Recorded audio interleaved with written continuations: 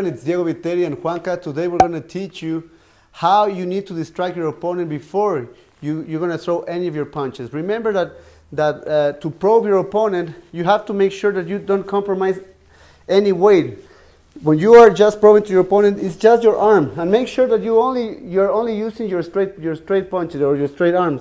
This is not going to work to probe your opponent, of course. This is not going to work, and these uppercuts are not going to work to probe your opponent. Always making sure that you're using only your straight arm. So from here, I'm not compromising not my weight, so it's really difficult for him to counter me.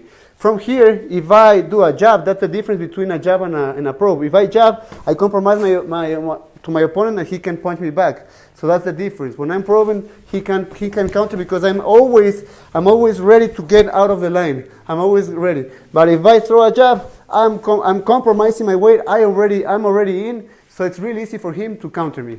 So this probing or feeling your opponent will help you a lot to keep him busy. Okay, you're never going to want to just be here and throwing a hard punch. As I said before, it's easy for him to counter. From here, you want to keep him busy. So this will help me a lot to keep him busy. This will help me a lot to study his patterns. If he wants to counter, if he likes to move, what he wants to do. So from here, what I like to use my probes to provoke counter from him. So from here, I'm here, counting. He throws a counter, and I can counter back. So whenever he throws his punch, I can move, I can slip, and I just counter my opponent. Another use of this probing is that you can make it like a little push. Whenever you are doing this, you're gonna push him a little bit. This is gonna make his weight to shift backwards, and it's gonna be really hard for him to punch. Whenever your weight is in your rear leg, it's really hard to punch. So from here, when I'm doing this little push, I'm not gonna stay in the same line. This is not the smart thing to do. A smart thing to do is whenever I'm pushing, I'm also moving, I'm walking, I'm positioning myself for a bigger punch. And from here, I can also do another thing. I can be pushing, and then transform my push to a frame. From a frame, I can punch to the body. I can be pushing, frame, move to an angle, and push from another and punch from another side. As you know, you need to understand how to use these probes in an open stance. Remember, open stance, as I always say in every single video, is southpaw versus orthodox. Right now I'm as a southpaw.